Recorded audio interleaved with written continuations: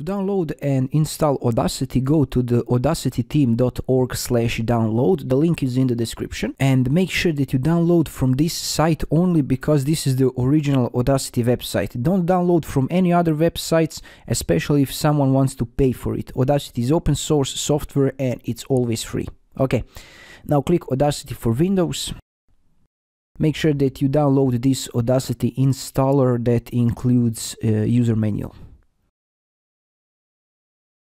It will take you to the FOSS Hub website, which is a great website without adware, malware, spyware, and so on.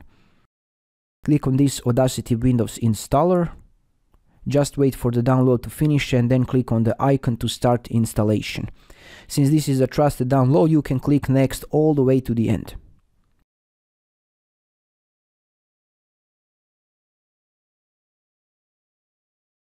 When the installation is complete, you can start Audacity. And this is how you download and install Audacity. If you are new to Audacity, you have some useful Audacity tutorial videos on my channel, so make sure to check them out. Thanks for watching and have a nice day.